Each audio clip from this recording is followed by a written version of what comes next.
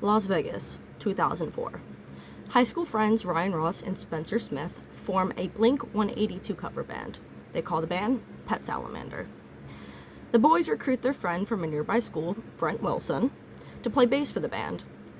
Brent brings along fellow classmate, Brendan Urie, to play guitar alongside Ross, who was also providing the lead vocals. The four teenage boys began practicing in Spencer's grandmother's living room, Ryan on leading vocals and lead guitar, Spencer on drums, Brent on bass, and Brendan on backing vocals and guitar. Except the boys would soon come to realize Brendan did not have the backup vocals kind of voice. Brendan was a really good singer. Like, crazy good. Ryan realized that Brendan's voice fit the band's style much better than his own. And the two boys switched roles in the band and officially made Brendan the lead singer. With each member having solidified their place in the band, they changed their name to Panic at the Disco, stylized with an exclamation point, which would become the band's iconic trademark and a staple in their imagery. The name was taken from a song by US pop-punk band Name Taken, not pun intended, called Panic. Fast forward a few months and the band is signed to Pete Wentz's record label, DK Dance, a subsidiary of Fueled by Ramen. Panic was signed without having played a single live show, which is incredibly rare for the music industry. So naturally, Pete was taking a major gamble signing the boys so hastily, but he was confident. This band was going to be big. He just knew it. With a budget of just $10,000 and the help of newcomer producer Matt Squire, yes, that Matt Squire, the band recorded their debut album, A Fever You Can't Sweat Out. The album was a massive success, and suddenly the four boys, freshly out of high school, were breakout stars in the emo pop-punk scene. Brent Wilson was fired from the band in mid-2006, with the reason behind his termination unclear. However, he was quickly replaced by John Walker, forming the lineup that most fans know Panic at the Disco by. Brendan, Ryan, Spencer, and John would tour for their debut album, and later write and release Panic's sophomore album, Pretty Odd, in 2008. Unfortunately, this would all come to an abrupt and unexpected end in July 2009. About 3 months prior, in April, Panic at the Disco would play their final show together in Cape Town, South Africa, one day after Brendan Urie's 21st birthday. And then on July 6th, 2009, seemingly out of nowhere, Ryan and John would announce their departure from Panic via the band's website. Ryan cited creative differences as the main reason for the band's split. Fans were devastated, and many were not satisfied with this explanation of the breakup. This posed the question that would have fans in a chokehold for decades to come. What the hell happened in Cape Town? What would unfold within online fan communities was a tornado of speculation, theories, and piecing together the puzzle of Panic's history. This would lead back to the complicated and heartbreaking relationship between the band's two main heartthrobs, Ryan Ross and Brendan Urie, or Ryden. This is the long-awaited Ryden deep dive. Get comfortable, grab a snack, and a drink. We're gonna be here a while. Am I crazy for saying I hate taking your time? Don't get me wrong, hiding. Disclaimer. Before I get started, I have to state that everything I mention in this video is alleged. I got all my information from sources that are readily available on the internet. All opinions are mine and mine alone. Do your own research, form your own opinions. Don't take everything I say as gospel. I'm literally just a dumb girl on the internet, so while it would be an honor to be sued by either Brendan or Ryan, I can't afford a lawyer, so there you go. Second thing, my notes are down here on my iPad, so you've probably noticed me looking down already. Sorry, I've got a whole ass document here, guys, okay? Third thing, ring light, glasses, sorry, can't do anything about it. Just gonna have to deal. Alright, let's get started. But I'm afraid that I may have faked it. 2005 to 2006. Speculation about Brendan and Ryan's relationship started very early in the band's history. Most fans cited the chemistry between the boys, the way they interacted, and how they couldn't seem to get through an interview without touching or making eyes as evidence of them being more than friends. I hate every song on Guitar Hero now. Oh, that's weird, because we covered one on Guitar Hero. So, Yeah, well, that's cool. I hate it. Liar. Yeah, it's kind of a sensitive subject now. Hey, yeah, I'm just kidding. Sometimes may be there for a different reason other than the songs, because, you know, they've got Brendan, you know, spray painted onto their t-shirt. They often played into the fan theories, accentuated by their playfulness in interviews, photo shoots, and on stage. You know, the stage gay. And while many fans swore up and down that the bandmates were absolutely gay and in love, the first couple of years, it was nothing but fan fiction. And then we move on to 2006. Now, I want to give a really quick shout out to Tumblr user Vintage Band Pics for making an in-depth post about these next couple of topics I'm going to be discussing. It was very, very helpful in my research, and the screenshots that I'm going to be putting up on the screen for you guys are from their post. I'll also link it in the description if you guys want to check it out yourselves. So from late 2005 to early 2006, both Ryan and Brendan were publicly dating scene queens and famous groupies, Audrey Kitching and Jack Vanek. Both relationships were short-lived, having been more of a fling than anything else. After the breakup, Jack and Audrey would claim that Ryan and Brendan were in a relationship and essentially cheating on them with each other. In leaked messages, allegedly, between the girls, they spoke about how Brendan and Ryan were a bit closer than friends. Okay, so, Twig of Violence is allegedly Audrey, and Slam Crash Peen is allegedly Jack. He always wanted to have butt stuff. I think he might be bisexual. I wouldn't let him though, that's gnarly. Dude, fuck yeah, don't let him do a flip over on you, right? Fuck no. Fuck yeah. Him and Ryan probably do now. Honestly, I think there's something going on. Dude, I've been calling that shit from the beginning. No one believes me. Me too. Whenever I was on tour, I'd wake up and they'd be sitting in the lounge together alone at 7 a.m. That's shady as shit. Did you call him on it back then? Yeah, and he said they're just best friends, but he'd rather sleep with Ryan in the lounge than me sometimes in his bed. Go figure. I just thought he couldn't sleep on the bus, but now I'm like, wow. Dude, I always thought he used you as a cover-up. Okay, so another alleged leaked screenshot. I believe this is supposed to be from Jack? Your boyfriend turned my boyfriend gay. Thanks a lot. Oh, odd kitsch, what are we gonna do? And then this next one, so Twig of Violence, so allegedly Audrey, right? Ryan turned Brendan gay, Jack Vanek. I'm glad our ex-boyfriends are gay, literally and ugly as fuck now. Ha ha ha ha. Tarina, Tarantino, I'm poor now. I don't know what that means, but I was not able to track down the origin of these alleged leak messages, so I cannot be sure without a shadow of a doubt that these conversations actually took place. If anybody knows where they came from, please leave a comment, let me know. I reached out to Jack Vanek via Instagram DMs in hopes of potentially being able to authenticate these messages, but of course she did not reply because why would she? In the summer of 2006, another very important Ryden moment happened. At the time, Panic at the Disco was on tour with the band The Hush Sound.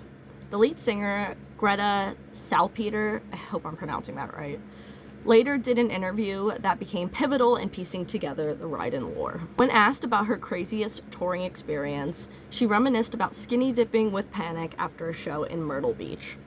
This would have been on June 24th, 2006. Keep that date in mind, it is very important. So the question the interviewer asked was, tell us about your craziest touring experience, and Greta responded. On the 2006 Panic Tour, we played the House of Blues in Myrtle Beach, June 24th. After the show, most of the bands and crew walked a mile to the beach and, having not brought our swimsuits, decided to swim in underwear or totally nude. Bob and I opted to skinny dip, and at one point he was trying to get back to the shore, but the waves were crashing over him and he was gasping for breath. I yelled to him, "Bob, are you going to live? As much as I want to help you, we are both naked, so I can't." Would have been far too awkward. Thankfully, he survived in one glorious piece. The following day, June 25th, 2006, Ryan would make this post on his live journal. "The moon bred new Atlantic life tonight. The salt burned you right out of my eyes, and secrets we're not proud of were taken with the tide. We were all newborns with blurred vision and no sense of direction. Today I saw cancer, cigarettes, and shortness of breath. This is why I walk to the ocean, swim with jellyfish. I may never get this chance again. This is why, if you want to kiss, you should kiss. If you want to cry, you should cry. And if you want to live, you should live. You don't have to love me, you already did. At least enough to keep me smiling from South Carolina to Virginia. It's for lovers, or just friends. This is why I do it." But what really brings this together is a post that Dream, one of the dancers that was touring with Panic at the time, made on her live journal on June 24th, 2006. It's her last night in Florida, and let me tell you, this finally turned into a crazy rock tour. Lots of shenanigans happened tonight, but I'll save the story for the memoirs. Every night I stand on stage and tell the crowd that Brendan is a virgin. Let's just put it this way, it ain't true. And I just want to say, you know, they threw your picture out, Brendan, and they said that you were a virgin. He's a virgin! Brendan! Now, was that just to get people riled up, or was this... Not anymore. Oh, wow. This... Not anymore. The consensus that fans came to when connecting these posts is that Brendan lost his virginity to Ryan while skinny dipping in Myrtle Beach. Allegedly. Shit, man. Now we move on to 2007. Well, in fact, well, I'll look at it this way. I mean, technically, our marriage is saved. It was a pretty uneventful year for the band, as they spent most of it up in a cabin writing for Pretty Odd, having scrapped an entire album called Cricket and Clover. But one of the most important events in Ryden history happened in August 2007. The Seattle incident. On August 30th, 2007, Ryan celebrated his 21st birthday at the Angel and Kings bar in New York City. The party was attended by Ross, his girlfriend at the time, Kelty Knight, and a couple of friends. But the rest of the band was not in attendance at the party. Spencer and Brendan were still underage at the time, so naturally they couldn't get into a bar. In fact, Spencer, Brendan, and John were across the country in Seattle, Washington, preparing for their appearance at the Bumbershoot Music and Arts Festival that would take place September 1st. While Ryan was in good company, celebrating his 21st birthday, it appears he ended up leaving the party early, or right after, in the middle of the night, and catching an overnight flight to Seattle. So, how do we know this? That same night, Brendan and Ryan were photographed together with a fan, where Ryan is donning the same outfit he was wearing at the party.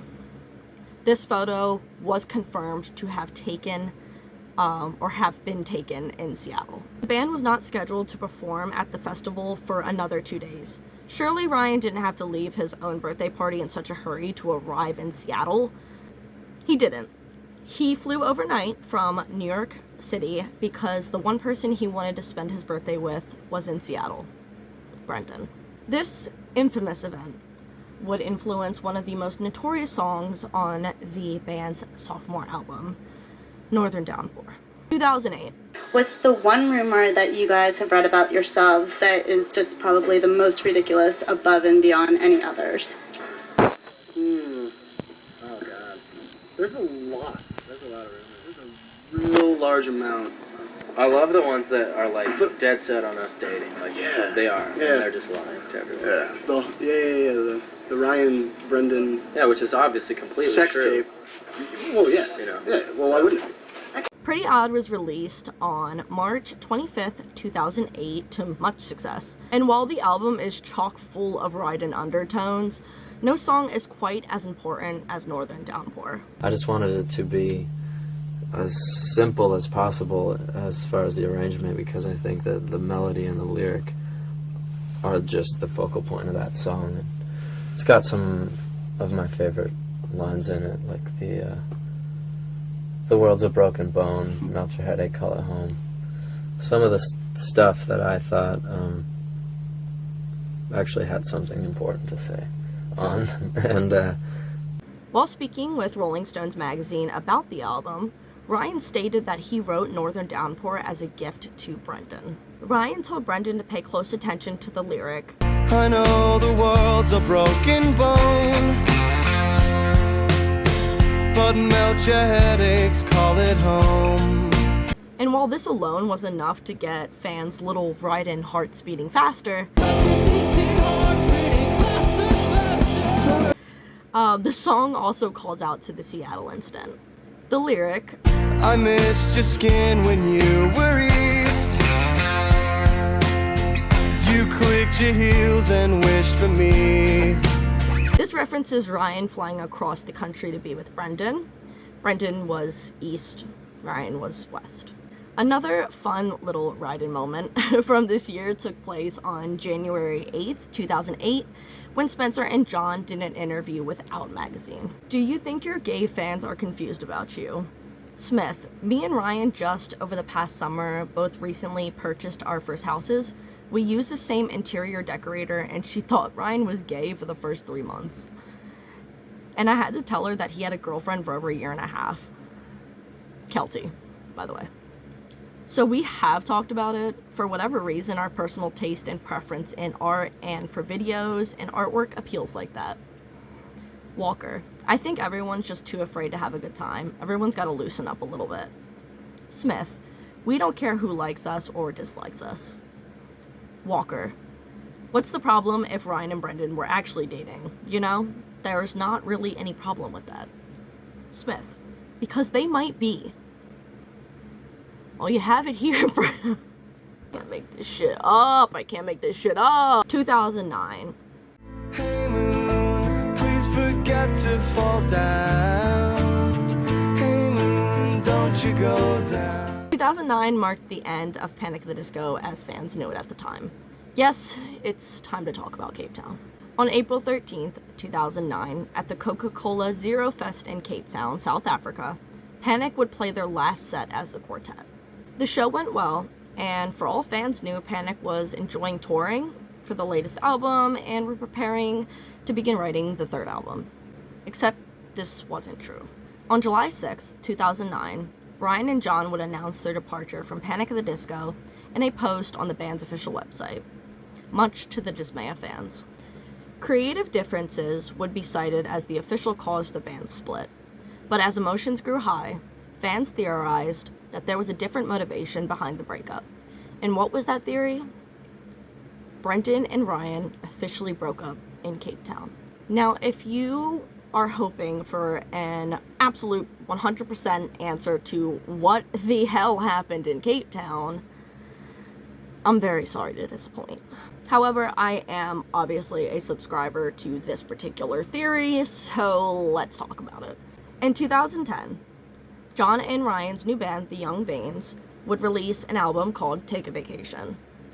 On this album was a song called Cape Town. The lyrics state, I saw you, I met you, I loved you, I left you in Cape Town. Interesting. A fan would later take to Twitter and ask Zach Hall, Panic's security guard, what happened in Cape Town. Slides $5. Tell me about what happened in Cape Town. Almost literally the lyrics. Zach would later tweet again that Ryan wrote Cape Town about a girl that he had a fling with. I don't get what people are going nuts for. The song is about him meeting a girl in Cape Town and having a 2-day fling. Cool, okay, case closed, right?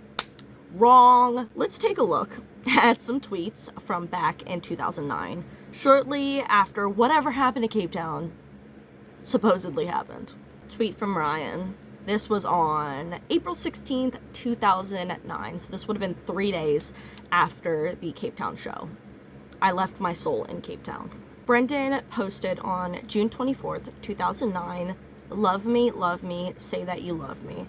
I can't care about anything but you. Ryan posted on July 29th, 2009, I love, love, love you.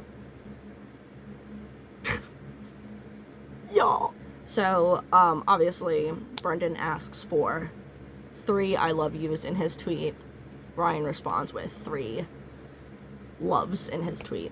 So, I don't think it's too far-fetched, okay? Alright. Now, draw your own conclusions about what happened, right? I just think it's interesting that such an emphasis is put on heartbreak in Cape Town, and it just so happens to be the last show Panic played together. But that's just a theory, right? A game theory. I had to say it. And that is the end of the Ryden timeline. I mean, as you can see, my buddy... Little stubble. I remember, Ryan, you said that you were concerned that Brendan was perhaps too good looking. Look at him. It's obvious. Yeah. That people were... I hope this satisfies the people on my TikTok who have been fiending for this video. I didn't include the Golden Days throne theory or the impossible year theory. I'm planning on making a separate video for the Golden Days theory and how it pertains to the heart rate of a mouse. I'm in the middle of reading the series again so I can make accurate conclusions. And if you want me to talk about the impossible year theory, I could also make a video on that, but you know, we'll see. Let me know in the comments if that's something you guys want. There you go. Were Ryan and Brendan in a romantic relationship that ultimately ended in Cape Town sealing the fate of the band? I think so. Allegedly. In Minecraft. I'm gonna go cry about this now. Thank you so much for watching. Subscribe if you haven't already. Follow me on TikTok for more Ryden content. Or here. Alright. Bye.